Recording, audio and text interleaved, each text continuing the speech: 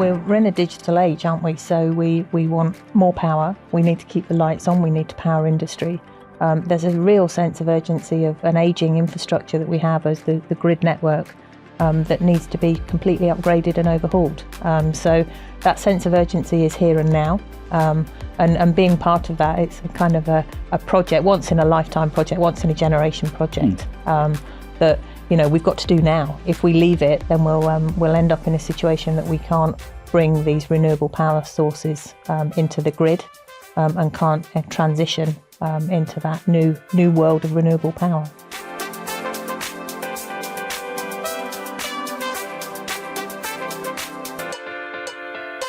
Hello and welcome to WSP's Positive Impact podcast. I'm your host, Lucy Siegle. In this series, we explore the ideas, innovations and voices shaping a more sustainable, resilient and future-ready world. Today, we're talking about people, specifically the people who will plan, build and maintain the UK's clean energy infrastructure in the years to come, and how we ensure they have the skills, support and opportunity to succeed. With the Great Grid Upgrade gathering pace, our sector faces a huge challenge. How do we train and retain the workforce we need to deliver the energy transition? But what is the Great Grid Upgrade, I hear some of you ask? Well, it's the largest overhaul of the UK's electricity grid in generations. It's a nationwide programme designed to connect new sources of clean energy like wind and solar to homes and businesses by building the infrastructure needed to carry power across the country. But delivering this transition isn't just about cables and pylons. It's about people too. And to explore this, I'm joined by two fantastic guests, each with a different perspective on the challenge. Malcolm Lewis, Cost and Commercial Director, Great Grid Upgrade at National Grid, and Kirsten Oliver, Managing Director, Energy at WSP. So welcome to both of you. Shall we get into it? Because we've got a lot to discuss, haven't we? Yes, thank you. This is a big topic. Okay, now we're going to start, if we may, by setting the scene. And maybe you can improve on my explainer of what the Great Grid Upgrade is. Why does it matter so much right now? And crucially, why are skills such a big part of that story? Malcolm, perhaps you can start for us. Sure, happy to. Thank you. So the Great Grid Upgrade was incepted as a overhaul of the existing grid. So it's the last time a major overhaul was undertaken was after the last World War. Wow. So it's very much predicated on the fact there's coal-generated energy being produced, whereas the Great Grid Upgrade will shift us away from reliance in that respect and more towards cleaner, more equitable, more sustainable energy sources, primarily linking us with offshore energy into the onshore network. That's the primary bit. In terms of scale, it is a large-scale upgrade insofar as of the 31 years that have been undertaken so far from a grid perspective. We'll be delivering 3 times the scale of that in the 6 years to follow. So it's markedly larger, and the pace and the scale and the speed. So there's that element. But in doing so, it's not only relying upon the technology and the skills, it's actually changing how we operate, how we use the grid. And so part of that lends into what kind of skills we need to underpin and deliver that. Yeah, because it's hard to conceive of anything that could be more of a change than this, isn't it? I mean, it really is an upgrade. It is, yeah. So skills are obviously a really, really important part of this story, and one that lies at the centre of it. Kirsten, tell me a little bit more about that. I think, it's as Malcolm said, it's a project that we've never seen before. It's a scale of part of the Industrial Revolution almost. But we're all going to need more energy going forward. Our power consumptions are increasing as we move into the digital age. And being part of a project that is really absolutely upgrading the system to ensure that we have that power supply going forward requires all of us to lean in and help deliver a project like we've never seen before. A hugely exciting project to be part of. I'm glad we're excited by it and not intimidated by it. That's definitely the opportunity. Yeah, it is an opportunity. Yeah. Malcolm described, the picking up the pace as well, and how this it scales over time. But it is urgent, isn't it, that skills are addressed in particular? Absolutely. I mean, we're in a digital age, aren't we? So we want more power. We need to keep the lights on. We need to power industry. there's a real sense of urgency of an ageing infrastructure that we have as the grid network that needs to be completely upgraded and overhauled. So that sense of urgency is here and now. And being part of that, it's a kind of a project, once in a lifetime project, once in a generation project that, we've got to do now. If we leave it, then we'll end up in a situation that we can't bring these renewable power sources into the grid and can't transition into that new world of renewable power. So in terms of the great grid upgrade, where are we now? Sure. So a good question. So we are in a position where we're about 18 months into our program cycle over a 10-year horizon ultimately. We're looking towards generating over the horizon of that program 55,000 jobs in the UK, although National Grid's predominantly based in England and Wales. So from a wider supply chain perspective. So it's a very, from a people perspective, a very active engagement and endeavour. Well, thanks for launching us into this huge topic. Let's start to drill down a little bit now into what skills are needed, I guess. Are we looking at a completely different workforce, or is it a case of adapting who and what we already have? I think it's adapting. We need to upgrade the grid. So, and we talk about sense of urgency. There's other careers and other skills that we have in the business that can plan, that can transform, that have the digital skills, that have the engineering skills, and it's all about transferring those skills in and getting people on board so that we have a generation of people that want to go and be part of upgrading the grid, whether that's building it, whether it's designing it, whether that's operating it, right the way through the life cycle of the projects, the programs, all the way through into operations. A huge variety of skills that are needed. So vast amount of people needed. How do you persuade them to? I was going to build on that slightly and say I agree it's adapting. It's also some new. I think there's also, because we're moving into the digital age, as Kirsten has mentioned, there's some skills and expertise that we probably don't realise we need yet. Mm-hmm. There's certainly, we were going through recruitment phase as a specific example, and we asked the question, would you re-employ this individual? And they said no, because AI will deliver it in the future. And I think we need to embrace and harness that some of the skills might be ones that we don't realise we need today, but need to be scalable to where it will go. Mm-hmm. So I think we need to adapt and harness both. So there's new skills undoubtedly, but equally there's an existing workforce that we should harness and mould. Yes. And what will draw people towards being part of this? So research tells us a lot that people want to do something impact, constructive. Yeah, I think it's an impact. I mean, there's I've worked on a couple of major programs, and some of it was about making an impact, making a change, making something that's got a legacy and is sustainable. And so I think and feel that the Great Grid Upgrade gives people that opportunity. It's the right thing for the nation. You feel proud and warm by being involved with it. It's got longevity. So we've got an initial raft of projects to deliver, but there'll be an iterative, ongoing. It's not something that goes away. Energy is going to be, our consumption, as you mentioned, is increasing ever more. So I think the appeal is to kind of, you can make a change, you can make a lasting change, but it's a change that you can continue to mould and adapt to. And I think that's attractive to people. I certainly hope it is. That's why I joined. That's why you joined. Yeah. Well, that's a good marker, isn't it? So. You've got to think of your own experience as well. Let's talk about pathways, if we may. So there's still a perception that you need a degree to go into engineering or to work in infrastructure. Is that still true? And how do we make these careers more visible and accessible to people from different backgrounds? How do we widen the net? Kirsten, I'll start with you. Yeah, I mean, I don't think it's true, Lucy, is the straight answer. But I think we need to enthuse people about what the industry is. It is an engineering project, but it's not all about engineering. So there's loads of career paths into a programme like Great Grid Upgrade. Apprentices are becoming much more proactive, not only in the trade, but also in the design side of things. WSP, we took on 53 apprentices a couple of weeks ago. Amazing to get all of them together right across environmental engineering, planning, project management, business management, all of the skills that are needed for the future. There's T-levels in schools now. There's, early careers work that's ongoing, upskilling people. So there's lots of routes in. I think we just need to make sure that everybody's aware of those and the excitement of those skills and those training programs are there. so that the choices can be made and being made as an informed choice rather than we're on the treadmill of GCSEs as they are now, GCSEs, A-levels, degree, masters, and then you start your career in industry. We talked about the urgency. We can't really wait for a 6-year training program to then get people to come into the business.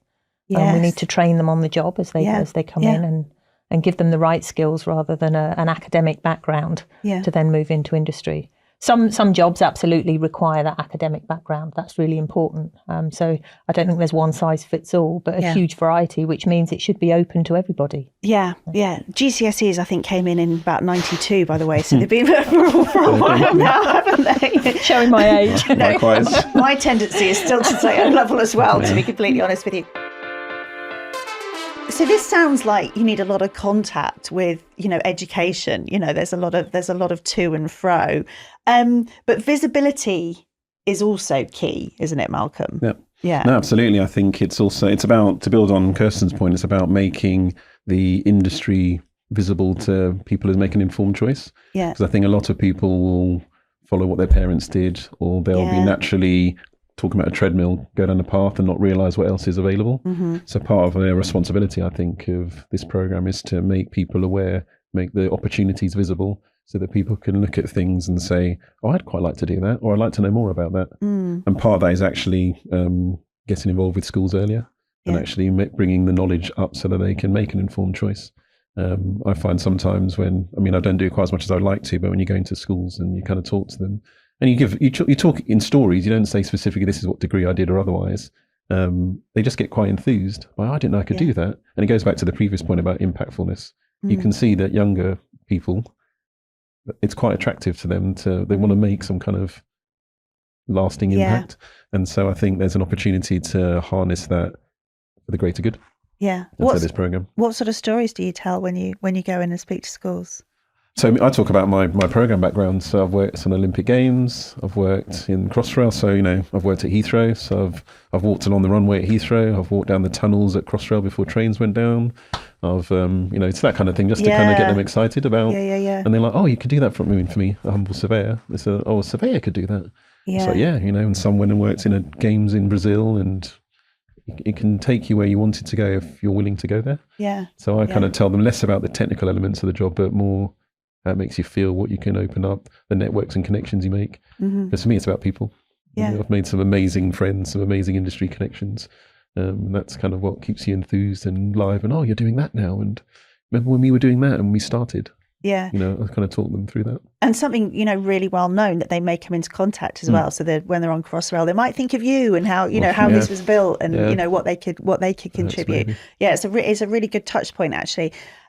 You mentioned surveying. Yes. So traditionally that's had a very specific route and model. Yep. Talk to me a little bit about those sort of models. Do we need to change them? I think we do. But the industry is moving, though. It's not quite as rigid as it used to be, but there is an expectation going back to the treadmill of you kind of do your GCSEs, which is still what I remember them as, A-levels, degree, and then you may choose or not to do masters or otherwise, but there was kind of a traditional expectation as to how you could potentially enter the industry, so as a chartered surveyor.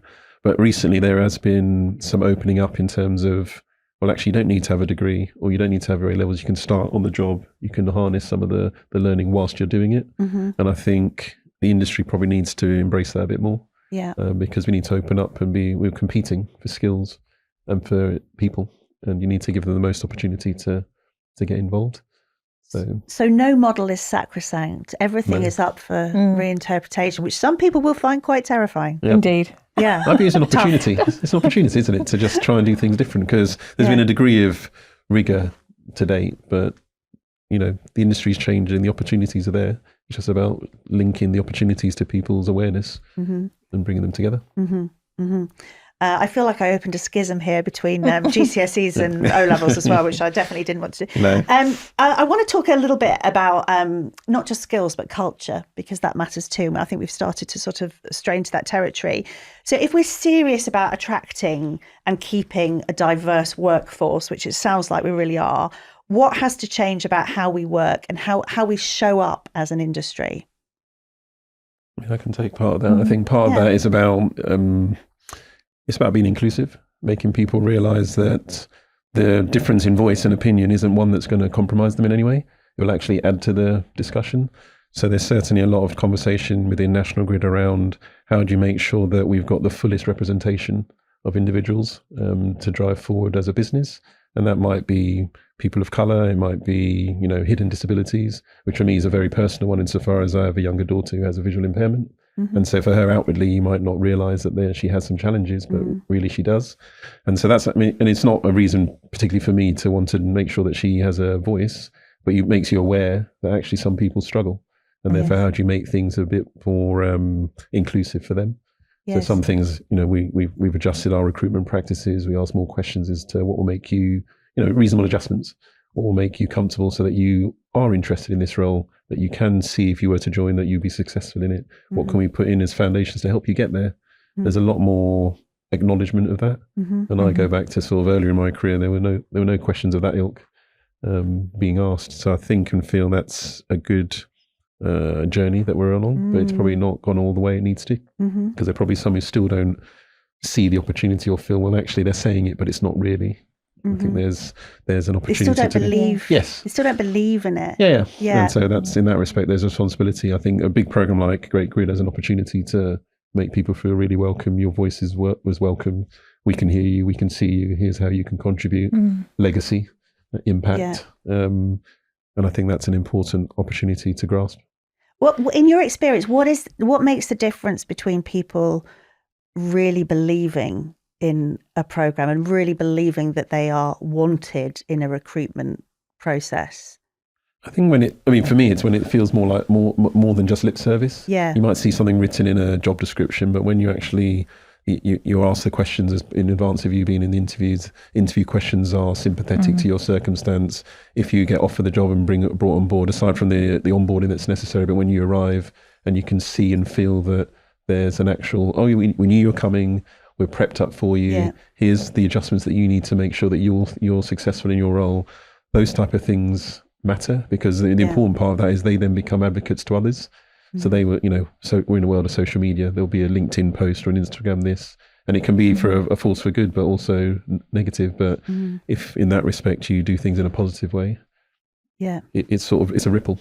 Yeah, you drop a pebble and it ripples. Yeah, and you'll then find that people, I heard X had a really good experience. I was just wondering if there are any more opportunities that I might be linked to, and it sort of grows on that basis. So that's the place you want to get to, right? Yeah. Rather than it being like the exception, you want it to become just the way we operate industry-wise. I don't think it's specific to National Grid and equally at WSP, but I think it's the right thing for our industry, the right thing for society at large. And I'll just add to that. You've just made me think of some really good things that we're doing at WSP that as part of our inclusion and belonging initiatives. We've got a campaign called If You See It, You Can Believe It. And that just means the role model kind of thing of, when people talk about how they got into the industry, what cool projects they've been involved in. If we could transfer that across our industry of, the diversity of the people that are working in the industry already and showcase different people who are doing a variety of jobs, come from different backgrounds, come from different education backgrounds as well, showcase some of those right across the industry to our 10, 11, 12-year-old kids in school. They could be us.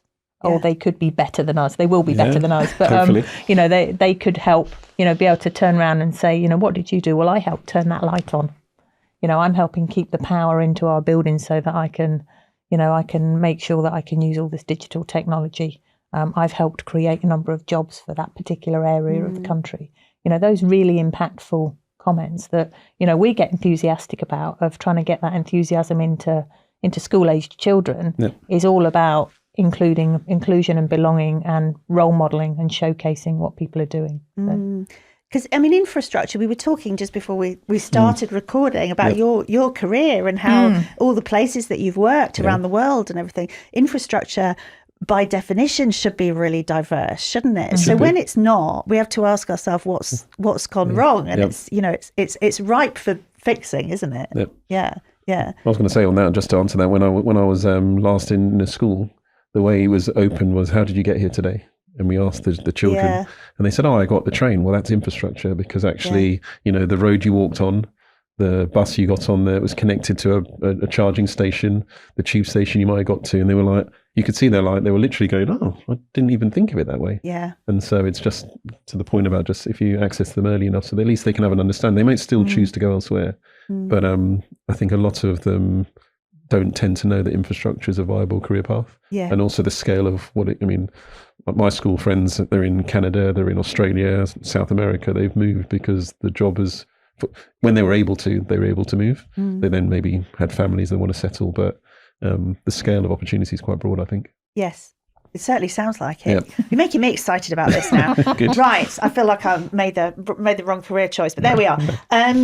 So this is definitely feeling like a sector-wide mission. What kinds of collaboration are already happening to tackle the skills challenge, and what more do we need from government, from education, from industry itself to really move the dial? Kirsten? There's lots going on. All of the industry bodies have initiatives ongoing as part of the Great Grid Upgrade programme. National Gas have initiatives with everybody involved in the Great Grid Upgrade programme and everybody in the supply chain for National Grid. I think the challenge comes of, how do we target that so that we all have one collective voice, and that our school teachers aren't just bombarded with information from different sources. The internet is vast, isn't it? You could type into any internet search engine, what does it take to become an engineer in this? And you'll get 101 different answers. And I think that educating school teachers, educating parents, educating children is something that we need to have that common message. The Great Grid Upgrade advert that's on TV at the moment with the giant plug, I think is amazing. It's like it's plugged in. More of things like that make it accessible and normal and day-to-day stuff, rather than it's it's an industry that you have to go into and then you get involved in a project. It impacts everybody day in, day out. Yeah. So educating everybody, I think, is key. And that starts at government level and then goes into consultancies, design companies, engineering companies, into schools. But, parents have huge influence on what children do and what they study. Yes. Programs, there's ongoing programs looking at educating parents through schools and, parents' evenings and stuff like that. We've got so many opportunities and so much to do. I think it's getting a bit focused. Schools are busy. School timetables are really busy. I don't envy teachers. I was going to sort of build on that. I think there's also, from the partnership perspective. Yeah. It's we recognise that one partner can't deliver. It needed to be a collective. Yeah. So you've got sort of 8 partners. I include National Grid as a partner, working together. And there's definitely an effort to kind of, how do you, as a collective, drive some change? And so some of that, schools undoubtedly, but also just making it, it might be ex-military, or it's targeting different, offenders. It's actually the skills that come from different areas is broad. And so when you look at the partnership, and WSP is one, but there's others, Murphy's and what have you might be, they've all got initiatives that we're all just trying to tether together to actually say, as a collective, the impact that can be brought to bear is quite broad. Yes. And equally, either, we found between some of our construction partners, 2 or 3 actually got a similar initiative. And by talking, it's suddenly become, this is much more powerful as a collective, and targeted that way, similar with the lot ones, which for us is WSP is one of our partners. And so I think also using the partnership as a force for good is a good thing. And it can help to deliver and drive some change. So we're talking about training and partnerships. Yep. What have you got up and running to help do that? Yeah. No, we've got some very exciting developments. So we talked about earlier about we have a number of partners involved, and we're all doing our part, as it were. So National Grid, we have a number of facilities, but our flagship one's based in the Midlands in Nottinghamshire. I'm not going to try and pronounce the name, but so we host a number of courses out of there, cyber, digital, engineering, civils, all sorts of different things. And the ambition for us for that facility is to host and have 180,000 training hours across the UK, which I think is an ambitious target, but one we should endeavour to deliver. We also have a number of our partners doing similar things across their estates. So, there's so Murphy's an example of building a facility which won't come into operation until 27. But more near term, we have one of our partners, Morgan Sindall, has a facility which is now in operation and is delivering training to, I forget the stats now, but I think there have been 200 employees have gone through that so far. And then Amex and Taylor Woodrow have also got a facility. There's in Castleford that has, amongst a number of things, virtual reality suites, which allows us to walk around you can walk around what will become the built asset in due course, but can see it in real time. And that's quite an exciting development, harnessing, as we said earlier, the digital journey that we're all participating in. So, but that collective is just evidence of the investment in training now that will hopefully yield a benefit in the future. And and those kind of training facilities and the VR and stuff that you describe obviously links in to the different types of people that you can recruit and the fact that they come from different backgrounds and have different educational stories and all the rest of it. So we can start to see all of this sort of tying together. Yeah, I think so. I think that digital side enables you to upskill people a lot quicker. Yeah. There's different types of learning, isn't there? And actually being immersed in something, enables you to absorb that information or different skill sets, but absorb things in a very different way. And therefore we can train people quicker. Yeah. The last point I'll make on that, I think from a collaboration perspective, there's also a sort of wider piece that National Grid's involved with from a government perspective. So just trying to tie in, I think it's called the Network Growth Plan, but underpinning that is skills. Yeah. And so a lot of that is training. How do you attract? How do you actually keep them in the industry? And how do you optimize them to perform? So I think there's a wider piece. I mean, the program is undoubtedly important, but actually when you look at it in the wider sense, there's a lot going on from a governmentary perspective that we need to also acknowledge. Do you think overall, because we're talking about, the biggest infrastructure program since the Second World War, energy-wise, yes. And, it's extremely important. We all need energy, that we should this should be so high profile that everybody is talking about it, that it's almost mandated that schools are pushing on it. How would you feel about that? I think that'd be amazing. I mean, nice. we sit here in the middle of it, don't we? And we kind of, how come everybody doesn't know about it? Yeah. But if you had an initiative that every school teacher knew what the program was. I mean, wow. That blows my mind of how you'd implement that, Lucy. Yeah. It'd be a nice opportunity. Yeah. Well, but I think we touched on something just then about, the transferable skills. Yeah. We've got a huge upgrade that's needed. There's so many different industries that have got skills like, you talked about the military, the ability to make decisions, the ability to follow process, get stuff done, that are really good in some other sectors. The ability to build projects, to build installations. You look at the hydrocarbon industry for that, which has got different drivers.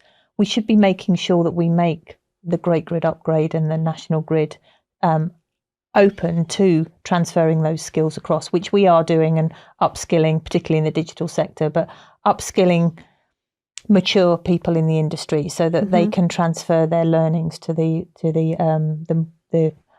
less experienced people, and just enable all of that melting pot of skills to come together. That's really exciting for me, of how we transfer skills from other industry sectors. It's circular then, isn't it? Yeah. The more experience they're helping the early career professionals, they then mature and then they go back, and it becomes a cycle that just grows and grows. Yeah. And I know a lot of our partners are spending a lot of time with kind of bringing on board our apprentices and just sort of training schools, and the number of hours that are committed. It's quite a large investment, but it's one that's already paying dividends in terms of, well, actually, he or she now knows this, and they can go off and deploy.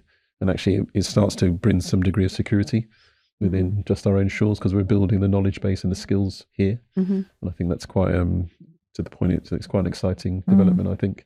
But the scale is kind of almost exponential, I suppose, depending. I'm not sure how we get into all the schools, but it'd be a nice try. Yes. Every game. Yes. I just thought I'd throw that out there. No, how do you actually do this? How does that happen? So, You've got me thinking now. no, that's likewise. I'm like, Well, okay. that's the point of this podcast, in a sense. So you're talking about some things, and I'm sure there's research to back me up. I'm sure I haven't just made this up at the top of my head, but, there is definitely a sense that working in the way that you described, collaborating, being a mentor to someone, bringing skills from other industries, are all good for people and things that people enjoy, like it enhances the work experience.